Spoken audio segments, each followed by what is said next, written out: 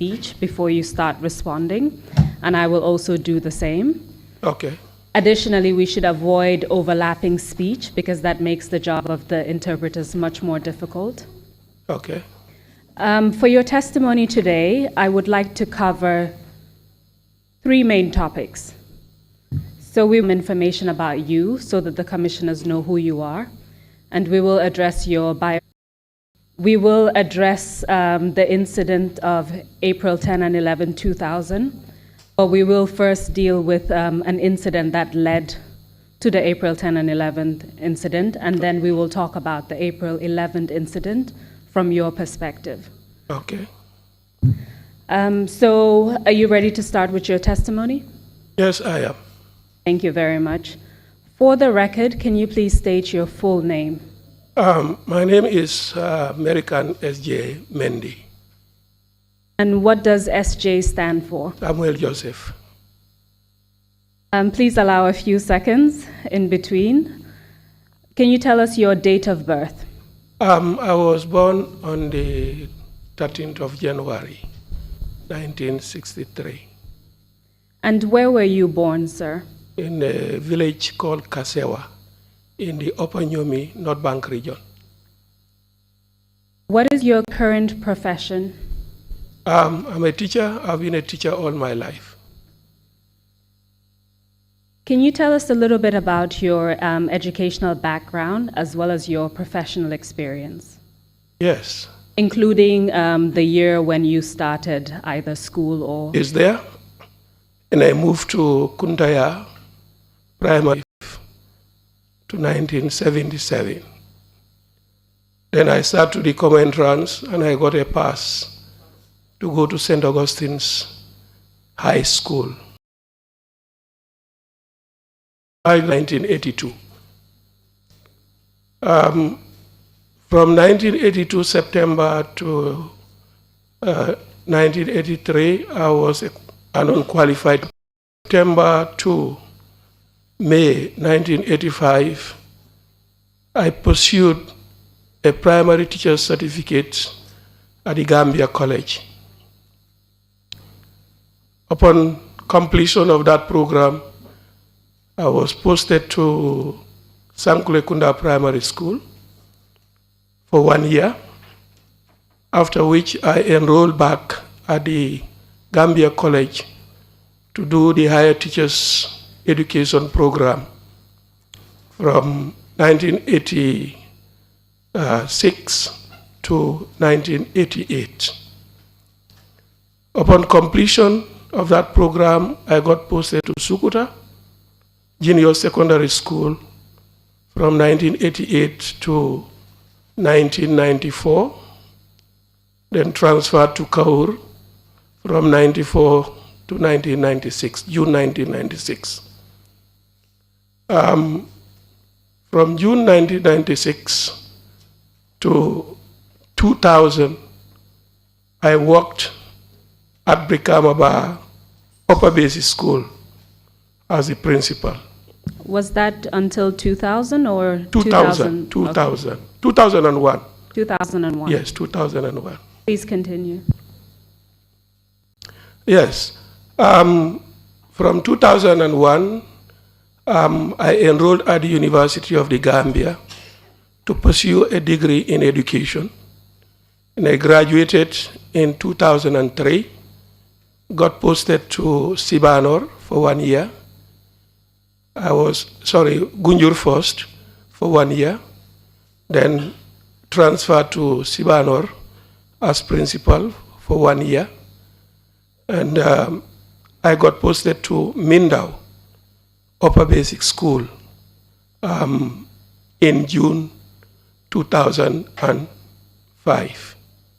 And that's where I'm working up to date as a principal. So from what you've said, you've been an educator for over 35 years. Yes, 37 to be precise. 37. Can you tell us what is your motivation for continuing in the education sector? Well, in the first place, it was not my desire to go to teaching. because I heard people saying, as a teacher, you don't earn much. And I was from a poor background, which was why I could not go to sixth form. So I explored several options. I started with the police. It was not possible. Customs, it was not possible. And then I wanted to join the army. It was not possible because my mother did not want me to serve, in uniform. So you eventually became a teacher, and you've been a principal for a long time, and that's a field that you remained in for 37 years. Yes, ma. In April 2000, or just in 2000, throughout that year, you were the principal of Brikamaba Upper Basic School. Is that correct? Yes, that's correct. Prior to the April 10 and 11, 2000 incident, do you recall if there was any inter-school competition, sports competition? Yes, as always, every year, we do compete. We will start with the inter-house, then, which is local. Then we have the regional competitions. And from the regional competition would come down to Bakau and compete with other schools. So that year, we had a team that came down to Bakau. So these would have been very talented athletes who went through various levels of competition before ending up representing your school at the national stage, essentially. Yes. So do you recall the team that you sent in 2000 to Bakau to represent Brikamaba? Yes, it was a team of students accompanied by 3 teachers. I wouldn't recall the names of all the students, but the teachers were one Ibrahim Abba and one lady, I can't recall the name again, and one Mr. Barrow, Abdullah Barrow. And in that team was a girl. She was then in grade 7, and her name is Binta Mane. Do you recall if any incident occurred during that particular inter-schools competition? Yes. Please tell us what you recall, starting from how you came to know about that information. Yes. Normally, when I send children out of, to represent the school outside, I do constant monitoring by communicating with the teachers on the ground so that I am updated. But this time around, instead of me calling, or before I could call, the teacher on the ground, Mr. Ibrahim Abba, called. And that was late in the evening on a Saturday. But he could not get me, and he sent a message. He could not get me. I called him.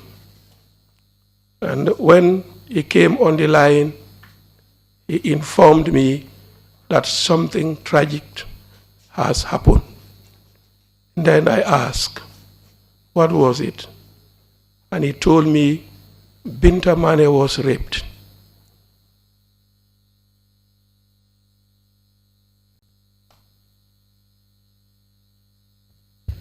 Can you tell us what other information Mr. Ba told you regarding Ms. Mane's rape? Yes, he told me, because I asked who would be the rapist, and he told me, according to Binta, two men, apprehended her outside because they were camping at the NYSS premises in Bakau. So. And where was the premises located? Was that at the stadium itself? No, not inside it, opposite. Okay. In Bakau.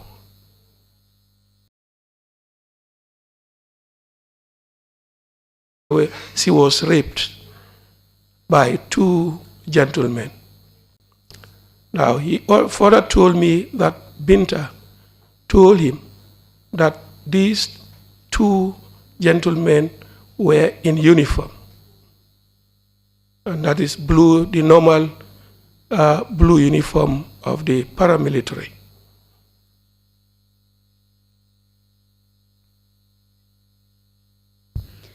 After having told you what occurred, did Mr. Ba give you any other information about how he dealt with the situation, as he was one of the teachers responsible for student welfare? Yes. He informed me that he has reported the case at the Bakau police station, and that they have got Binta to the RVTH, now Edward Francis Small Hospital, and that she was admitted. Did he provide you with any other information during that phone call? No, that was all he told me. As the principal of the school that had sent Ms. Mane to represent the school at an inter-school competition, how did you feel upon hearing that? Very bad. I think I was very, very emotional.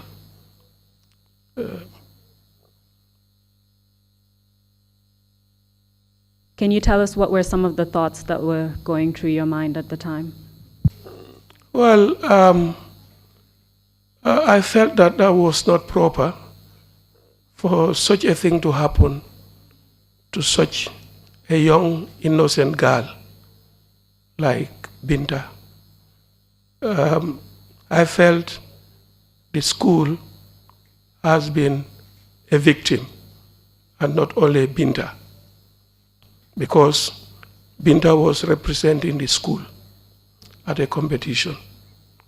So I felt very bad, and I believe other teachers felt the same, and the students as well. Did you know Ms. Mane prior to receiving this this information? Did you know her? Had you had any interactions with her? Yes, I know her as a principal would know a student. I enrolled her into grade 7. She was my student. She was a quiet girl, very quiet, but sometimes jovial too. So she was a nice person. And obviously very talented athletic-wise, because she was representing the school at that level. Oh, yes. In fact, she was to represent the school in the long-distance events.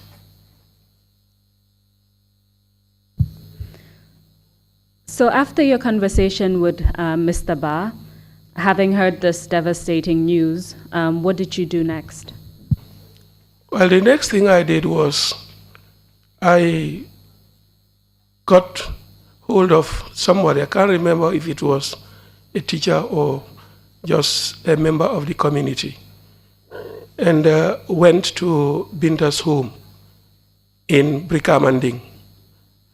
And I told the family about what has happened to Binta. What was the reaction of her family upon hearing that news? They felt very they felt very devastated. You could see it in them, especially the father.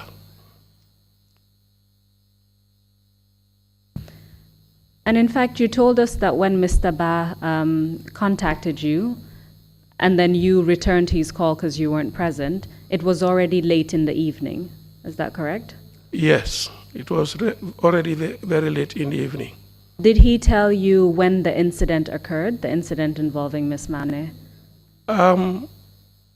He told me, this information came to me on Saturday evening, and he told me that Binta was raped the night before. So having relayed the news to Binta's family, what happened next? Did you take any other action? Yes, I decided to travel down to the Combos. But because it was late, I could not travel. I decided that early in the morning I would leave Brikama and come down. And the father also agreed to come with me. So in the morning, that will be on Sunday morning, we traveled down to the Combos. And upon your arrival in the Combos, can you tell us where you went and what you did? Yes. Upon arrival, we first went to Bakau police station, where we were told the case was reported. And there I found Mr. Ba was there already. And then we asked as to how far the investigation had gone. And we were told the investigation was in progress, but no arrests have been made at that time. Do you recall the name of any of the police officers that you spoke to at that time, or the police officers who were in charge of the case? I didn't know because I didn't ask the name of the police officer that we spoke to. But later on, I was made to understand that because we were told that there were 2 officers on the case. So one of them has a name like Assis and probably a Bojang. This information was given to me by Mr. Ba himself. And would the names Aziz and Bojang belong to 2 different people, or would it be Aziz Bojang? It's at the same person, one person, yes. Okay. So upon being told at Bakau police station that that the investigations were still ongoing, what did you do next? Because it was very late, again in the evening, because we arrived here around 3 o'clock, it was impossible to go to the hospital to meet Binta. So we decided that in the morning of the following day, we should go to the hospital and see Binta. So in the morning, we went to the hospital. And when you say we, who are you referring to? I was with Binta's father and Mr. Ba. You told us earlier that from Mr. Ba's communication with you, he told you that she was admitted at the RVH, as it was known at the time. Can you tell us what happened when you arrived at the RVH? Yes, when we arrived at the RVH, because Binta was admitted at the gynecology unit or ward, we went to that ward. Then Binta was in the bathroom. We didn't find her on the bed. Later on, she came out.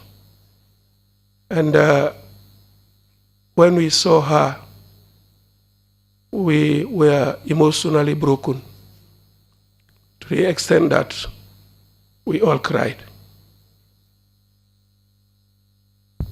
And what was it about Binta that made you cry at that point? Well, looking at Binta, you realize that Binta was in pain. And Binta was that quiet but smiling girl. But on this occasion, there was no smile. And looking at her, you definitely know that she was in pain. And the fact that that was caused by rape, that was more devastating.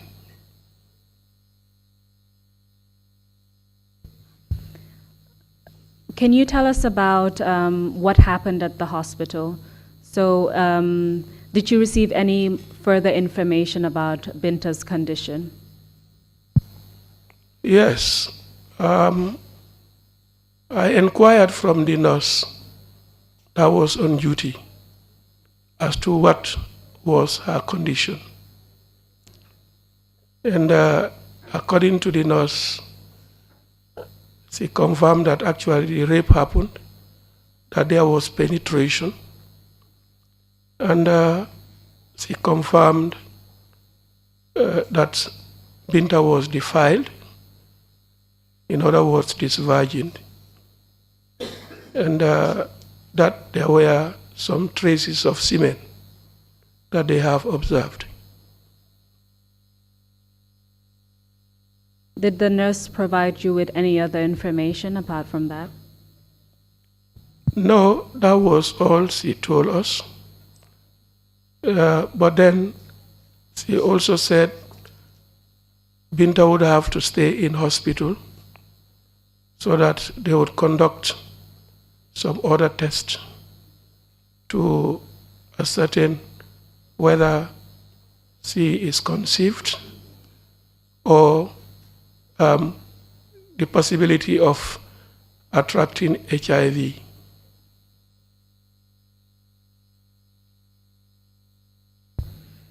After receiving this information, can you tell us what happened next? There was no other questions because we were told once they conclude that they will give us a report. So we didn't ask any other question. Do you know if a report was finally sent from the hospital? No, we never received a report. Did anything else happen during your visit to the hospital? Basically, no.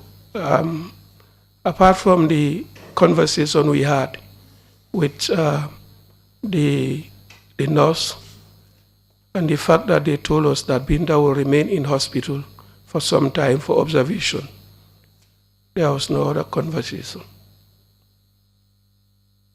After the hospital, did you go anywhere else? Yes. From the hospital, we went back to the police station in Bakau to inquire whether they have picked anything, any information on the case. And still, the answer we got was the investigation was on and that they will inform us if they lay hands on something.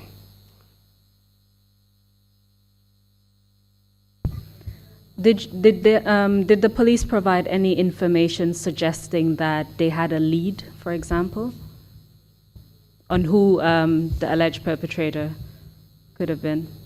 No. They did not give us any information to suggest that they were making a lead on the case. All we were told was the investigation was on.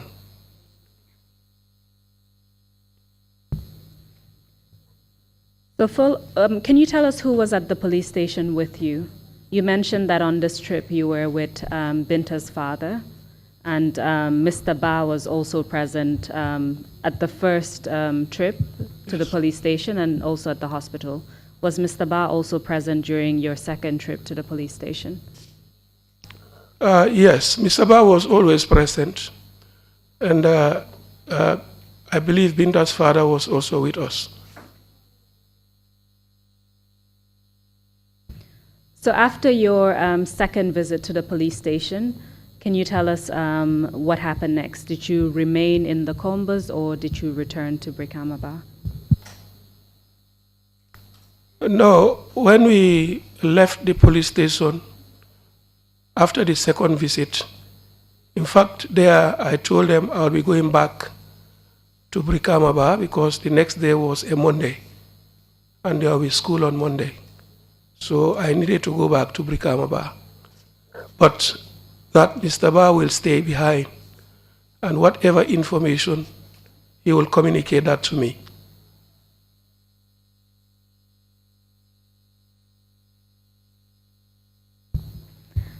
I just want to make sure that the timeline is clear as far as you recall. From what you've said, you received the telephone call from Mr. Ba on a Saturday evening. Is that correct? Yes, ma. So you would have left for the Combers on Sunday. Yes. And then you went to the police station, but because it was too late, you didn't go to the hospital.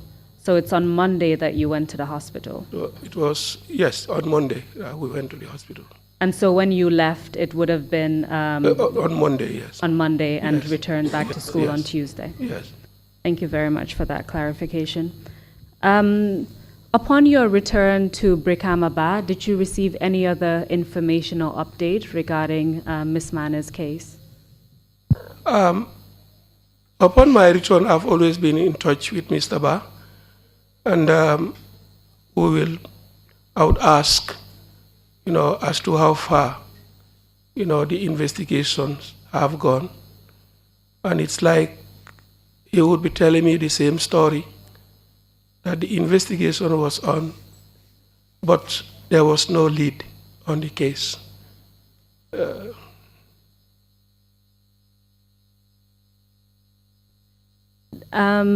the police take any step regarding the case at some point? Did they involve Binta at all in any of the procedures? Yes. During my communication with Mr. Ba, he told me that they have suggested that an identification parade will be organized for Binta to identify the perpetrator. And then later he called to say the parade has been cancelled. And then after that, Mr. Ba himself had to travel back to Brikama.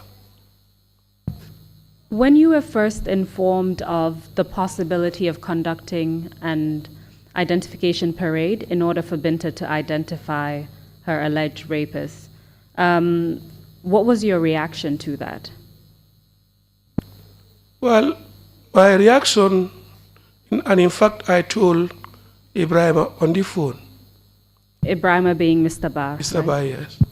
That I am not convinced that Binta would be able to identify anybody. Should there be any identification parade? One, Binta was very young at the time, at the age of 14, probably 15. Two, the incident happened at night in a place that was very strange to him or to her, being her first time in the Combos. So I was a bit skeptical about the outcome.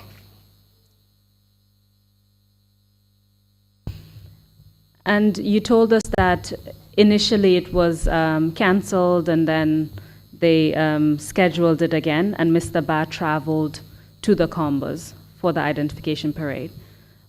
Yes. We were called and informed that there will be an identification parade. And Mr. Ba had to travel to represent me in the Combos. What information did Mr. Ba provide you about that identification parade? That a parade was organized at the Banjul headquarters in Banjul, and Binta was there, and that Binta was unable to identify anybody. Which, from what you've said, did not surprise you? Yes. Yes, as in it did not surprise you. It did not surprise me that she was not able to identify. Do you recall how long after the incident that this identification parade took place? It was within the first 2 weeks of the incident.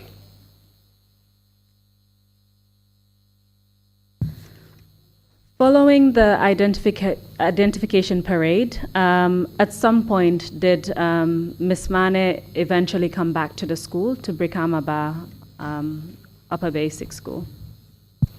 Yes. Binta came back to her native village, and she did actually come back to the school because we were involved in talking to the parents to convince them to allow her to come back to school. And finally, she did come back to school. Did she stay in school upon her return? She did not stay. She stayed for a very short period and had to leave again. And why was that the case? Well, perhaps family intervention could be one, but I believe perhaps stigmatization could be the greater contributing factor, like other colleagues of hers pointing fingers at her or calling her names, probably. Essentially, other students possibly teasing her or taunting her for something that was in no way her fault. That could be possible. You mentioned that the school made efforts in order to convince her to come back to the school.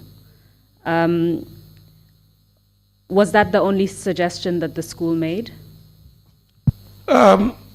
Being aware of the stigmatization issue, we suggested to the family if Binta could be relocated to another school so that at least she will go there as a new person, without anybody knowing anything about her. That was a suggestion that was put to the family. So from what you've said, the school wanted to have her back and made efforts in order to get her to come back. Is that Obviously, correct? yes. The school very much wanted her to come back to school. Because, one, Binta, I would say, was a very useful student, talented, and we hope we were going to be able to nurture, the talents that she had. She could have become an athlete of an international standard. She could have become a national athlete and maybe represent the country someday. So we had wanted to get her back to school.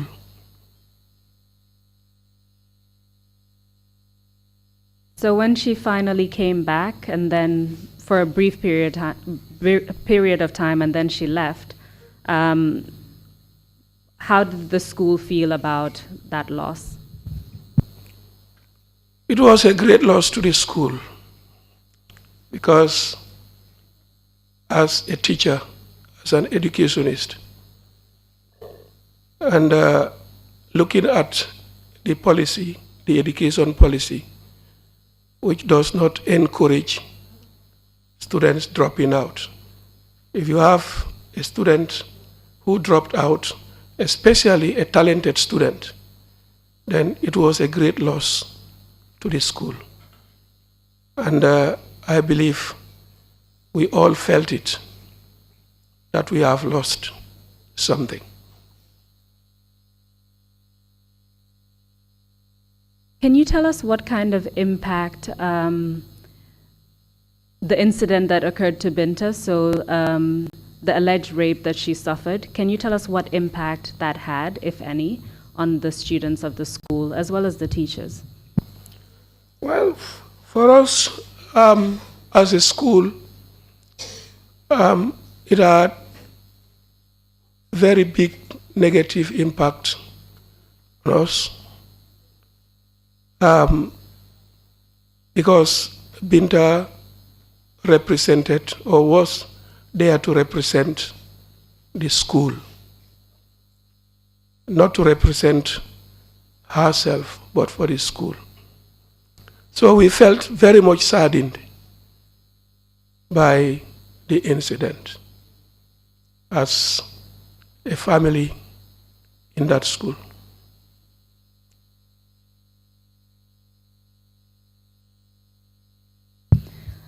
Did that incident in any way have an impact on either the school's policy or approach when it comes to student welfare, especially students that are sent to another location to represent the school? Well, our policy had always been that when we are to send students to represent the school, first we have to obtain permission from the parents, which is normal. The parents would have to allow their children to travel. Even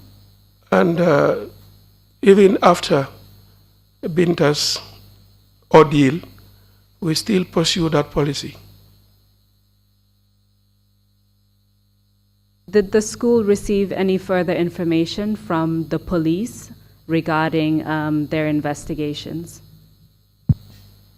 No. Up to this day, we haven't got any information.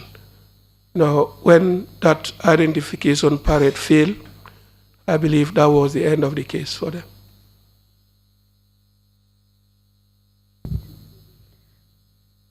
Following what happened to Ms. Binta Mane, can you tell us what happened in April 2000 in connection with the student demonstrations? Was your school in any way, or were your students in any way involved? Yes. The students in Brikama were involved in the demonstration. Can you tell us what led to their involvement in the demonstration? Well, I think the case of Binta Mane contributed a lot in getting our students involved because they were very much affected by that case. And I believe they were very much angered after knowing that Binta was raped. So, of course, if there is anything that would at least attract the attention of the authorities, they will surely be involved because they were affected.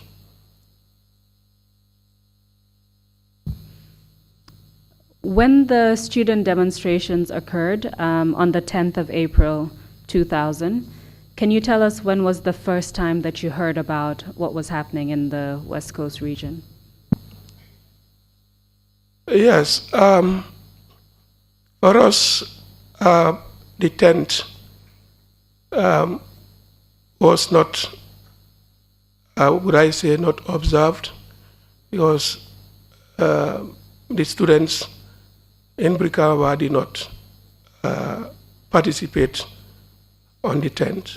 But on that day, around 10 a.m., a teacher called my attention to what was happening in the Combos and said, "Do you know that there is a demonstration in Combo?" And I said, "Yeah, I'm just hearing it." Then, at that time, many people don't have cell phones, but some teachers in the school had. And I observed some of them being constantly on their phone. And I decided to ask. And I was told again, it's like confirming the information that I got before, that students in Combo were demonstrating. Were you provided with any other information about the demonstrations, either the reason for the demonstration or the events, what occurred during the demonstrations? Nobody told me as to the reason, because perhaps at that time we wouldn't know the reason. But considering the fact that there were two incidents that involved students, and seeing the students or hearing that the students are demonstrating, then one could conclude that those two incidents were the cause of the demonstration. Well, you've referred to one incident, which is the incident regarding Ms. Mane. What was the second incident? Yes, we also heard about the case of Ibrahima Bari in Brikama. And that actually happened, I think, almost at the same time that Binta was raped, or shortly before or after. And what do you recall regarding Mr. Bari's incident, Mr. Ibrahima Bari? Well, we heard from sources that Ibrahima was a student, I think, at Methodist, upper basic school at the time. We also heard that the first information I got was Ibrahima was made to carry a lot of bags of cement. Then later on, from the testimonies here, we also understand he was forced to eat cement. That's what you heard at the time? That's right? what we heard at the time. Upon hearing that there were demonstrations in the Combos, did you take any steps in relation to the students at your school? Did you speak to the students at all about the demonstration? I did not summon any assembly. I did not talk to the students, but I advised the teachers to keep the information to themselves. So that, and actually they did, because we continued for the rest of the day without any incident. What was your reason for advising the teachers to keep that information away from the students? Well, I thought that the demonstration would happen for just one day.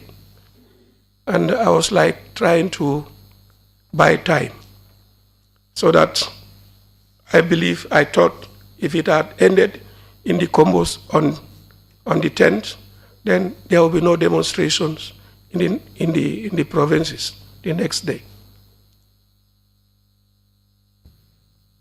So your objective was to keep the students from knowing about the demonstrations, but you did not decide to actually address the demonstrations and advise the students about the demonstrations. Is that correct? Yes. Can you tell us what happened later that day? When we closed school, well, the students went home, and usually when I close in the evening, I'll go to town. Then after some time, I'll come back because I was living in the quarters in the school. But for that day, I did not go out because, well, I think emotionally, I think I was saddened by the fact that there was a demonstration. I felt not wanting to go out. So I went to... Sorry, just to interrupt you. What was it about the occurrence of a demonstration that made you sad? We also heard that some people were killed. Do you know which people were killed at that point on the 10th, from what you heard? Did you know which people were killed, whether they were students or not students?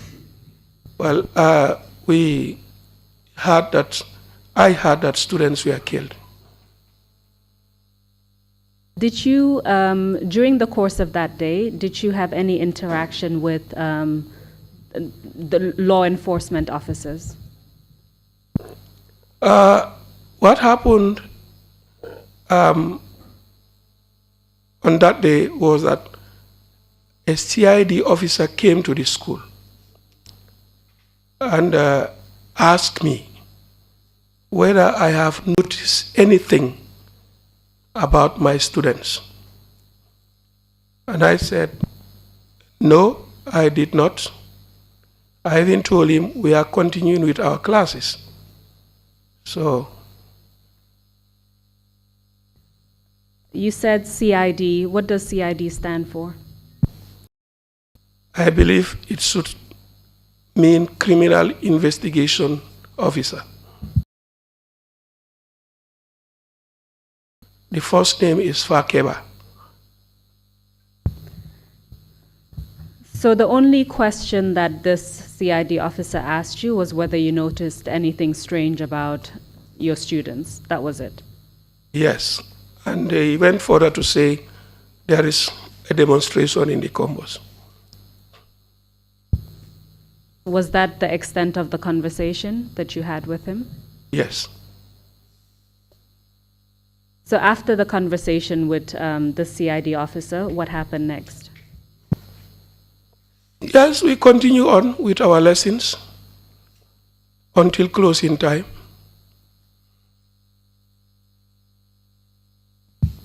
And what happened after classes ended and school closed that day? Like I said before, I did not go out. I stayed in my residence. I went home. Then I tuned on the television. I think this was around 8 o'clock. I tuned on the television and I saw the images of the demonstration, come on TV. Then after a while, I had to switch off. What do you recall about the images that you saw on your screen? I saw security officers running after people.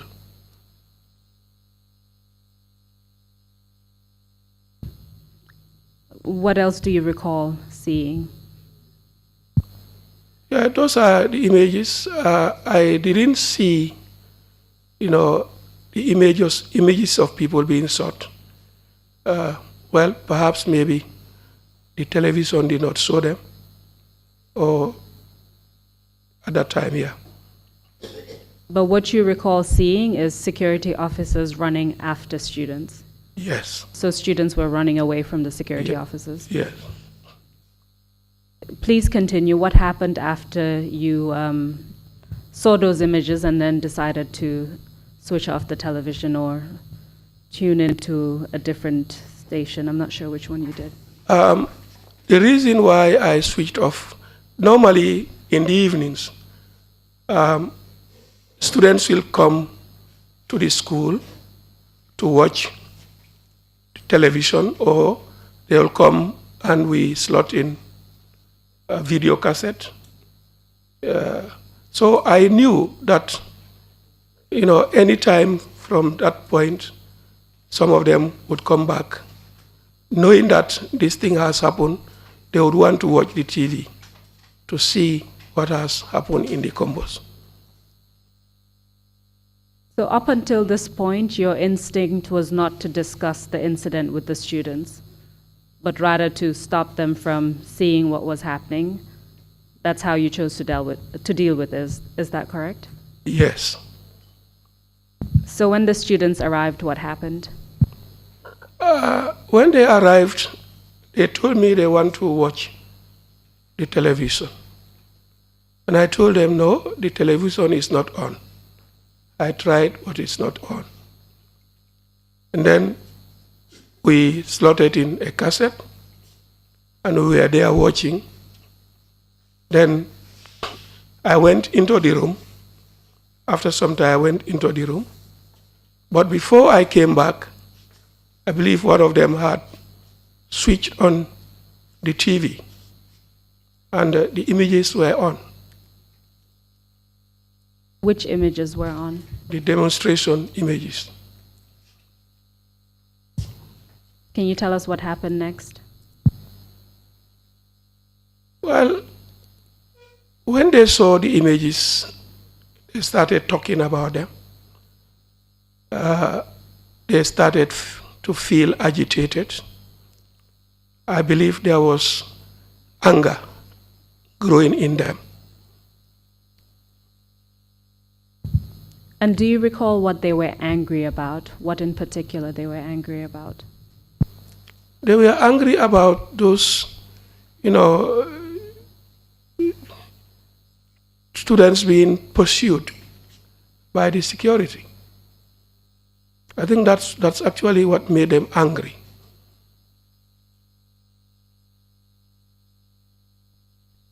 In the course of their discussions, did they provide any other information about what they had heard concerning the demonstrations, apart from the images that they saw on TV?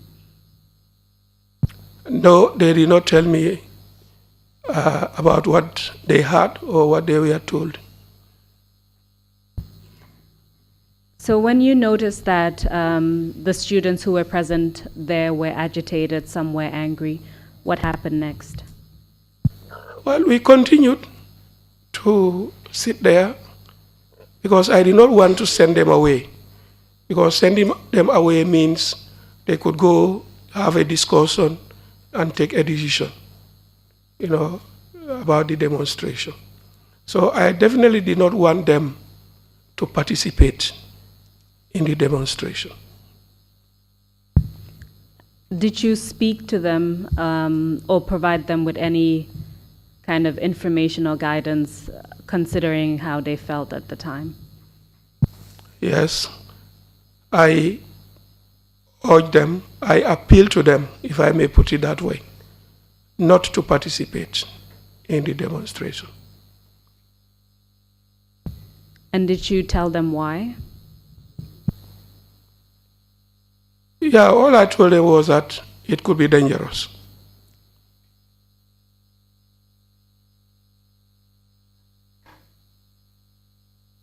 Did anything else happen that evening? Yes.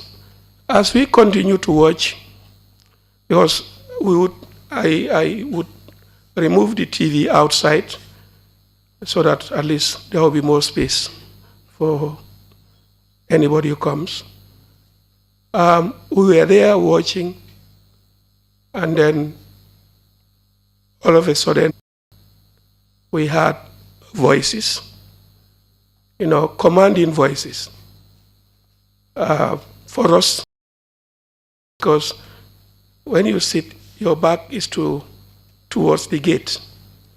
So when I turned around, I saw 5 people. 4 of them were in green camouflage, that is military uniform, and the other one was in police uniform. So they shouted at us to disperse, and at that point, the students left. I just want to make sure we're clear. At that point, you were at your home, in your residence, is that correct? Yes. So when the police and the military arrived to tell you and the students to disperse, did they come into your house, into your home? They came into the yard, into the compound, the resident compound. Sorry, the compound of the residents.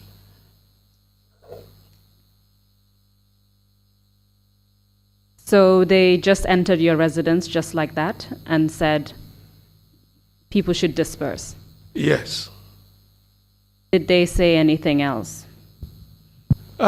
Nothing else. They just ordered that we should disperse. And when the students left, I was asked to switch off and pack, and I did that.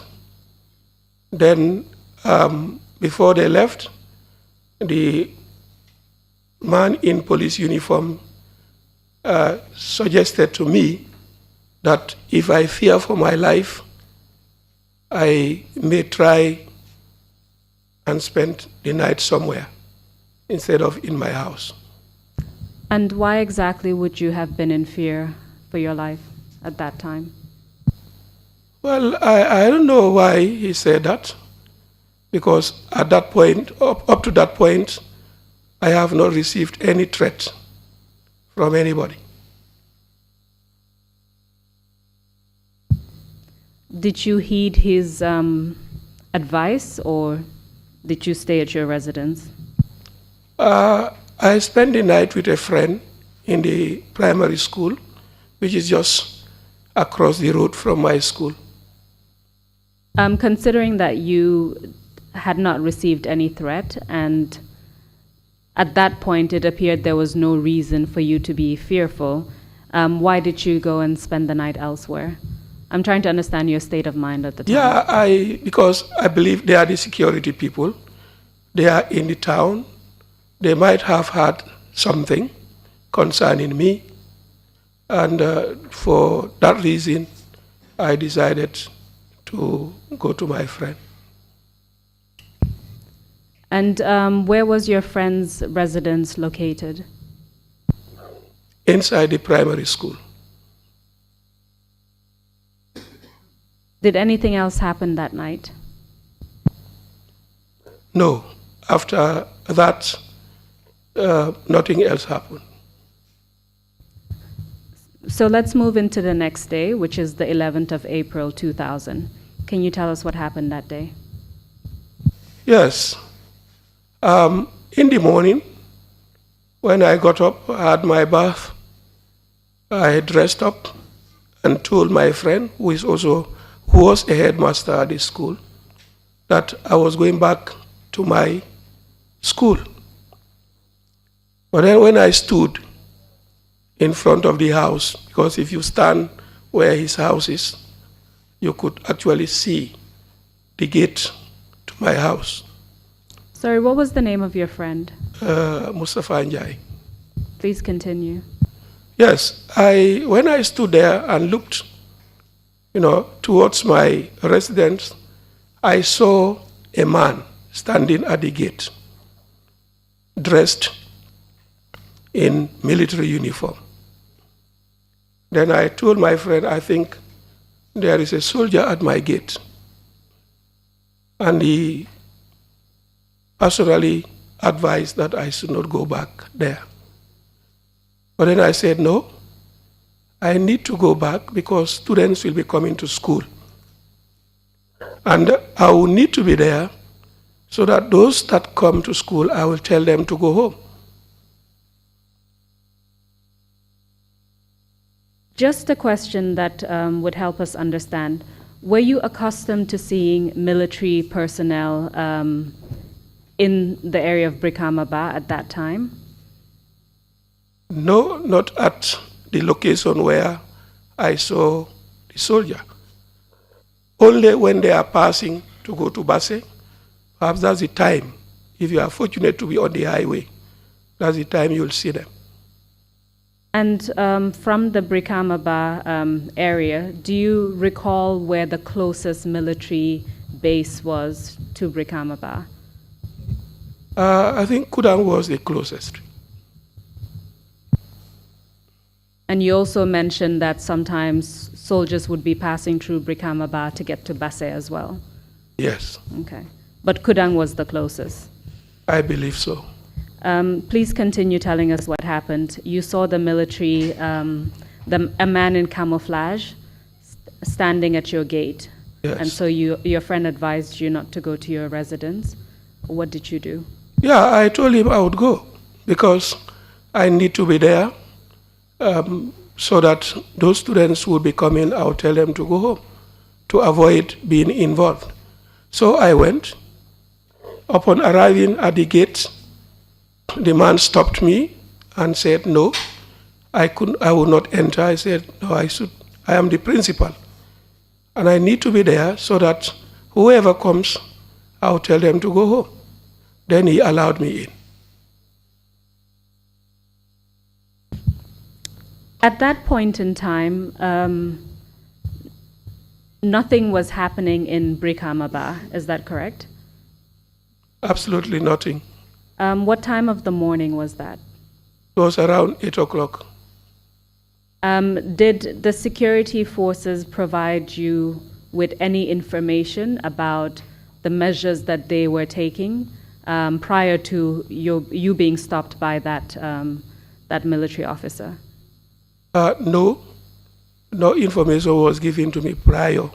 But when I asked, he said they were on orders. They were giving orders not to allow anybody to go into the school. Did he by any chance tell you where that order came from? No. But the order was simply not to allow anyone to enter the school. That was what he told me. So please continue telling us what happened after that. Yes, I got into the school. I didn't, in fact, go into my house. I went straight into the school compound. And when I got to the school compound, I found that there were already some students inside. And I think a few teachers were also there. So when I looked towards the school gates, because there were two gates, the one to the residence and the other one to into the school compound, I saw some students standing at the gate. Most of them were girls, in fact. And just to clarify, at which entrance did you meet this soldier? Which of the entrances to the school was it? The entrance to the school staff quarters. So to the residence? Yes, to the residence. And when you saw the group of students, they were close to the main entrance of the school, is that correct? Yes, ma'am. Please continue.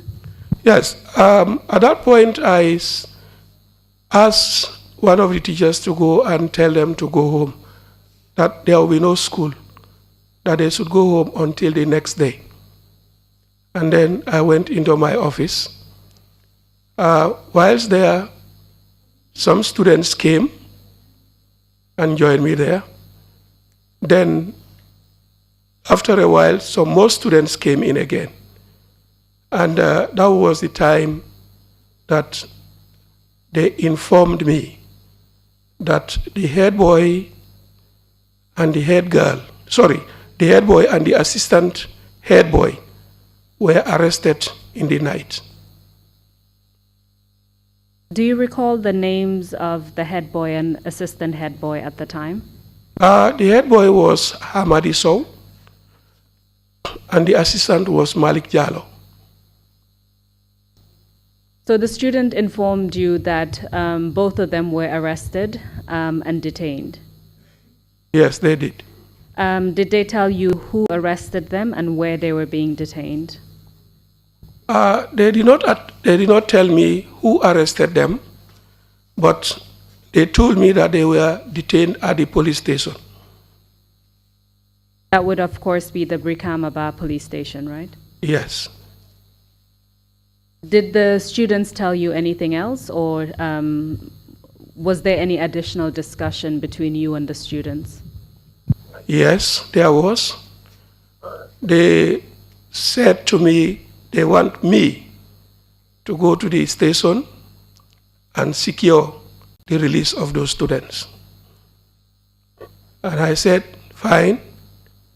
But before that, I had to call the police station to confirm whether those two were detained. And they confirmed to me that they were there. Did the police tell you why they had detained the two students, the head boy and the assistant head boy? No, they did not tell me. What did you do after your conversation with the police station? Yes, I promised the students that I will go and talk to the police. But I suggested to them that they should disperse and go home. But some of them wanted to go with me if I would be going.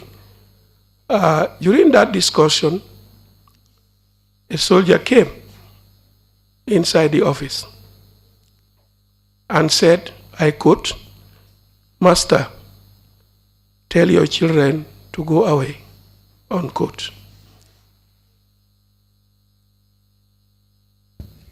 Do you recall if it was the same soldier that you spoke to at the residence gate, or was it a different soldier? I can't recall because I didn't have time to look at the person very closely to be able to recognize him at the time. And at that point, do you recall how many security personnel you saw around your school? Yes, apart from the one at the gate to the residence, I was also informed that there was another soldier at the gate, at the entrance to the school compound. So when this soldier told you to tell your children, meaning the students, to leave, what happened next? The students insisted that they would not leave. Then there was a bit of push and pull, and finally they all ran out of the office.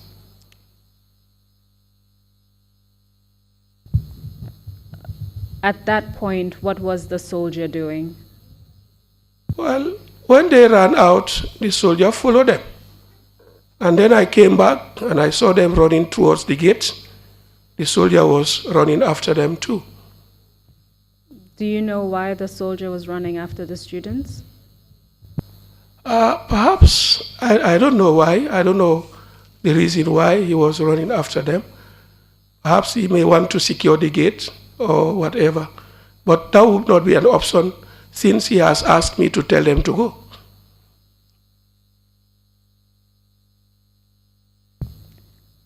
At this point, did you observe anything else? Apart from the students running out and the soldier pursuing them, because when they ran out, they ran into the village, and then the soldier pursued them into the village. So it wasn't about the soldier securing the school gates, because he ran past the gates and still followed the students who were running. Is that correct? Yes, he did. He did run past the gate. What else happened? Yes, at that point, we had a gunshot, followed by more gunshots. And I came out of the school, went to the primary school because there were some students who gathered there. I went and asked them to disperse and go home. Do you recall where the gunshots were coming from? Which direction? Could you tell? They were coming from the direction of the village. The school was west of the village, so it was coming from the east. And was that the direction in which the students ran and the soldier was following them? Yes. Just the point of clarification, all the soldiers that you saw, you've mentioned at least 2, were they armed? The one that came to my office was armed, and the one I met at the gate was also armed. And do you by any chance know what kind of weapons they were armed with? I know you're not a soldier, but Thank you. if you do know, please. Yeah, I'm not a soldier, but I watch films. And I saw with them the type of gun that they will call AK-47. So when you heard the gunshots coming from the direction of the village, which is where the students had ran and a soldier was running after them, what happened next? Well, like I said, I went to the primary school, where some of my students were gathered, and asked them to go home. Then I proceeded across the road, the Banjul-Basse highway, into a compound just by the roadside, where some of the teachers were renting. In fact, they refer to that compound as teachers' quarters. Then there were these other students on the road, and So just to make sure we're clear, on the road Banjul to Basse, the soldiers would have been closer to the Basse side. yes. And the soldiers that you saw, do you recall roughly how many soldiers? I saw 4 soldiers. And you said at that point the students were throwing stones at the soldiers. Well, in the direction of the soldiers. In the direction of the soldiers. Yes. Do you recall the distance between where the students were and where the soldiers were? Was it a short distance? Was it a long distance? By estimate, it could be more than 80 meters, 80 to 100 meters. And so when I said the students were throwing the stones at the security forces, you said in the direction of? Yes. Because that was quite a big gap between where they were and where the soldiers were. Yes, that was a gap, actually. What was the reaction of the soldiers to the students throwing stones at them? Well, there was shooting. Shooting by who? Well, the people who possessed the guns at the time, and these were the soldiers. And just to clarify this, from what you could see, were any of the students armed with guns? No. My students don't come to school with guns, and they were in uniform, so they had no guns. So the soldiers were firing back. Can you tell us what happened? Yes. As we were in that compound, all of a sudden we saw Musa Kanaji being brought by some other students into the next compound, because that was where he and his 2 brothers and a sister were living. So we saw blood coming out of his body, and I went together with some of the students and even some teachers. We went And there was this other teacher, Mr. Mbai Ibrahima. He was teaching French at the time. And he was a first aid, and I believe he is still a Red Cross volunteer. So he came and rendered first aid treatment to Musa by, I think he applied some cotton and he used his shirt to tie the wound. And then Musa was helped to the health center by other students.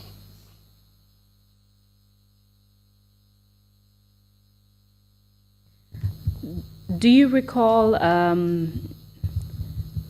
which part of Musa Kanaji's body was shot, from what you could observe at the time? I wouldn't be able to say whether it's left or right, but it's in the lower torso. And do you know if this Musa Kanaji is someone who's appeared before the TRRC or not? Apart from, so you mentioned that it was only the soldiers who were shooting, and Musa Kanaji was shot during this incident. At the time, did you see any other security forces? It's clear you did not see Musa Kanaji's, the shooting of Musa Kanaji, but you were present when his body was brought.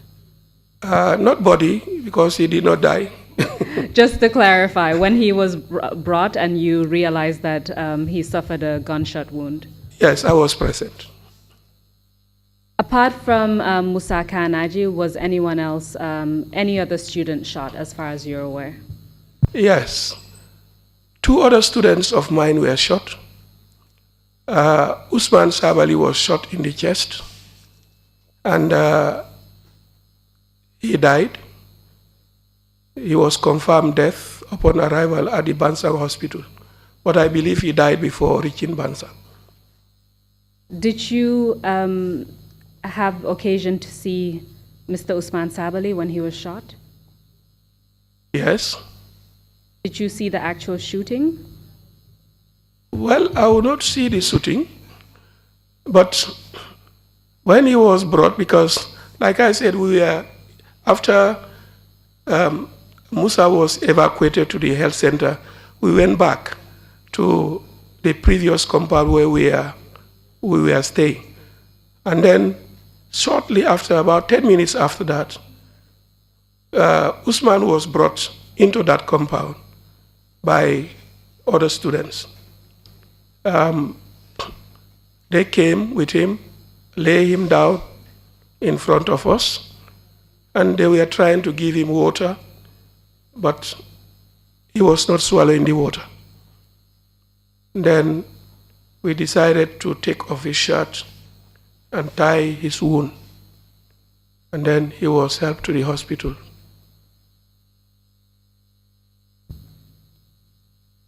Apart from the bleeding that you've mentioned, did you notice anything else about Mr. Usman Sabali at that time? Yes, Usman, when he was brought, he could not stand, of course. He was bleeding. And where he was shot, one could conclude that Usman will not make it.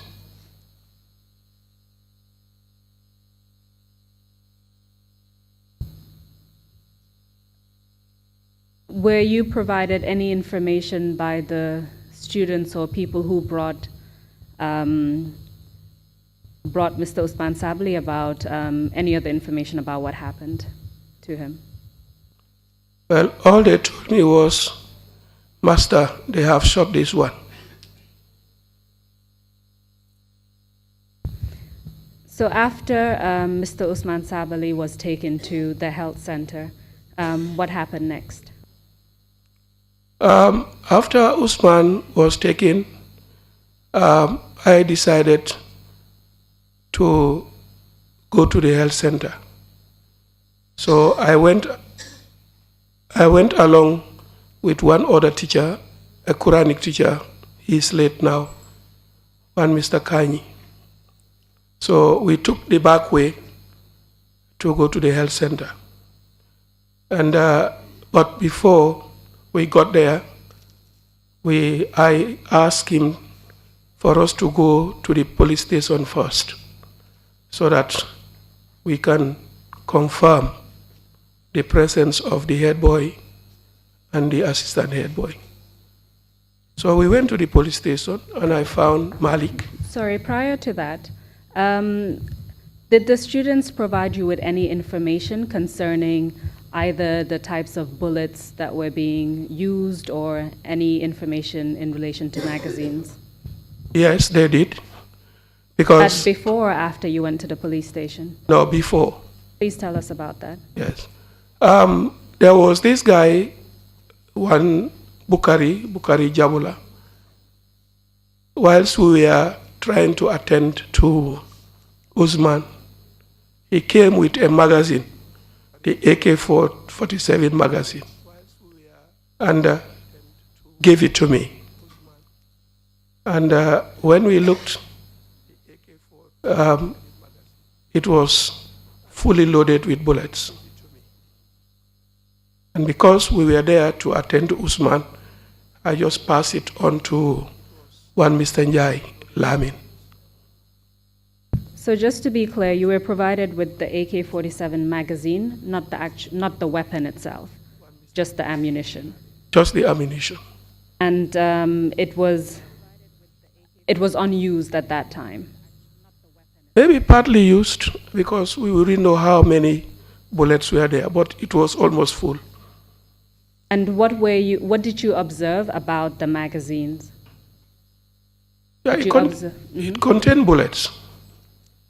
Are you able to describe the bullets at all? Sharp pointed bullets, metal heads, I believe. Yeah, metal heads. And so when this student, Bukari Jabula, provided you with the magazine, you started to tell us what you did with the magazine. Please continue. Yes, I passed it on to Mr. Njai Lamin.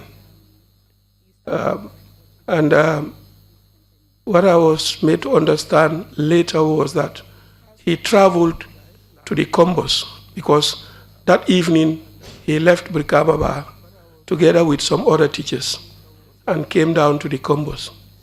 So he had it with him, and I understand because after the incident, a commission was set up where people could go and testify. And Lamin went to the commission to testify and presented the magazine as evidence. Now, the student that provided you with the magazine, did he give you any information about where he got the magazine or where he found it? He picked it from the road. Did he tell you anything else about the magazine, or was that it? No, he did not.